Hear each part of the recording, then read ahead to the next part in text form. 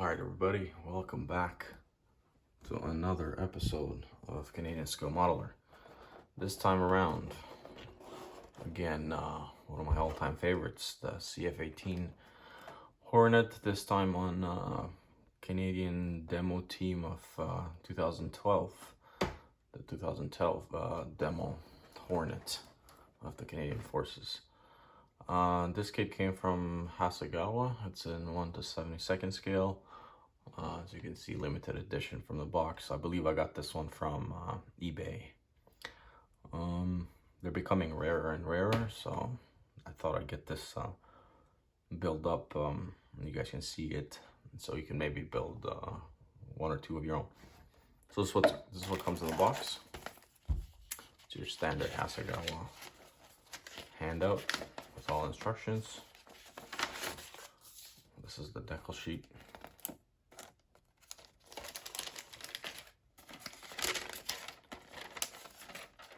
Very nice, very detailed.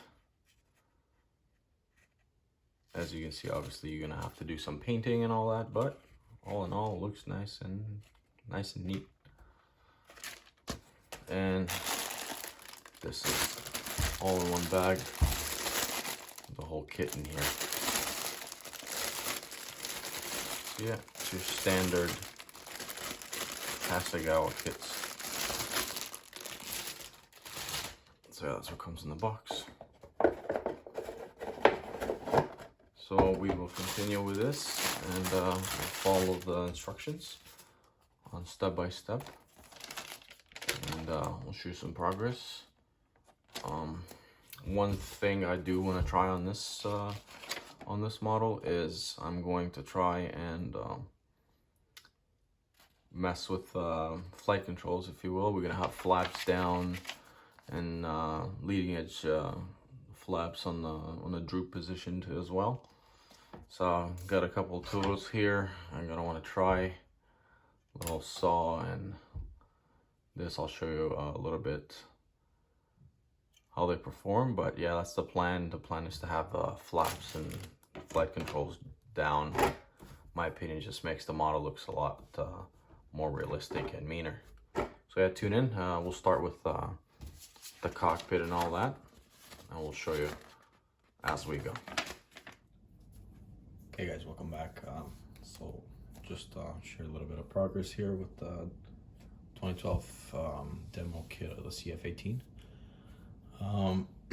This is about a couple hours in, without doing anything special to the cockpit. Inside, just follow these pretty generic 1/72 scale F-18 kit instructions, and then it's not bad. You'll get to this point in about a couple hours. As I mentioned at the beginning of the video, I did want to do some mods to this kit. I did want to play around with the flaps and the flight controls and all that. So that was a little bit of extra labor, but kind of will pay off in the end. So yeah, as you can see, the flaps are down and the leading edge slats are down too. That's about it. It adds to the realism and all that, but it's definitely not the right kit to do these sort of mods. So if you're thinking of using this particular kit to do any mods to it, I suggest you don't, because it is not a nice kit to begin with. There's a lot of spaces and unevenness, things like that, and then you start adding your mods and it just becomes hassle. So yeah, use another kit. That's what I wish I would have done at the beginning. Use another kit if you have, of the CF-18. I mean, this was not even a CF-18 kit, as it doesn't have the spotlight at the left here. So that will have to be done, or I will just leave it like that for the sake of the model kit number of the Hasegawa. So yeah, so far that's where we are. We're gonna start doing a lot of putties, a lot of filling to clear some surfaces. As you can see, there's a lot of unevenness, but just the way it comes together. But yeah, that's where we're standing. We're gonna proceed with some pre-shading and then get the top coats on the layers, and we'll show in a little bit. All right guys, welcome back. Just wanted to show a couple of the paints that went on.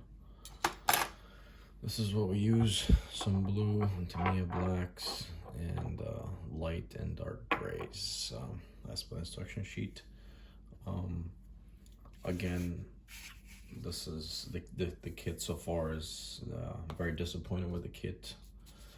Instructions and even the paint instructions that tell you how to mix it and everything, right?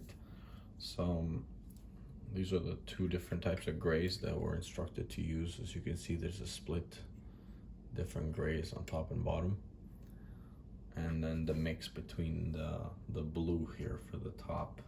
It advises you to use blue and purple. I did not do that, otherwise you wouldn't be able to see the decals. Anyways, just watch out for the instruction sheet. Another big problem with this kit is the decals.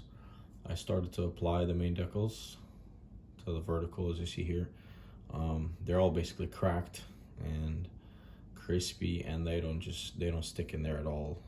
I've actually had to paint some of the stuff in here just to mask all the lost pieces that I have. But there's a lot of bubbles and cracks, and the decals is just an absolute nightmare. So yeah, watch out for this this whole deal. So we're gonna start applying the main stuff on, and then we'll work some more details here, and I'll come back and show you. Still gotta do the under stuff here.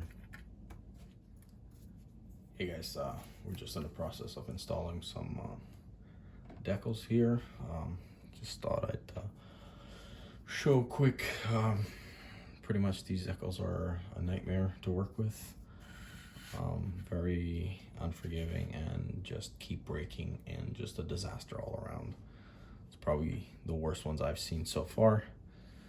They break, they split, and just be ready to be real careful. Use a lot of hot water, whatever, but they're really thick and they do not conform well to the curves of the aircraft and everything you got to work with. They just look rough, and if you try to maneuver them and put them where you need them to be, they just crack, and you lose the details and everything. So just be mindful.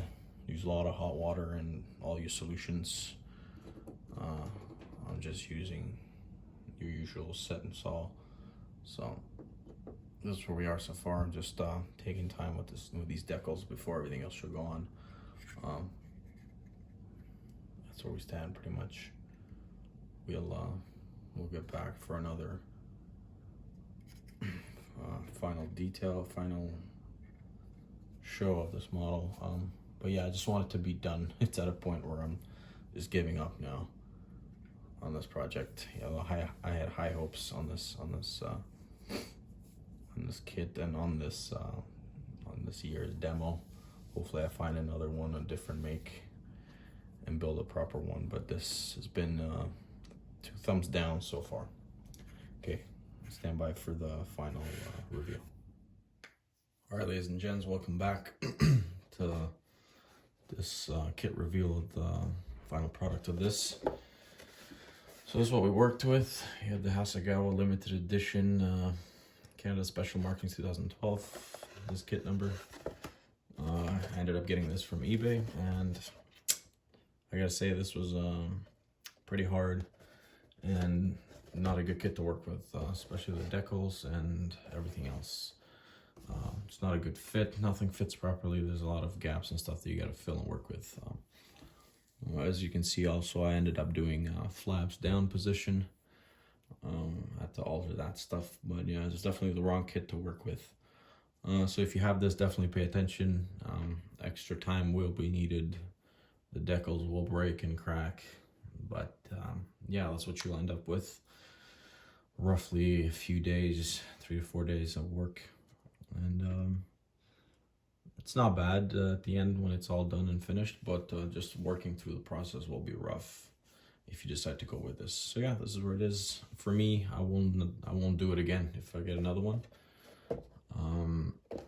I do not like it, the kit itself, but yeah, that's my end result, and I will definitely keep it, and just happy with it for now. Okay, I'll send some extra pictures I'll attach to the video so you can see different angles of it. Thanks again, and tune in for more.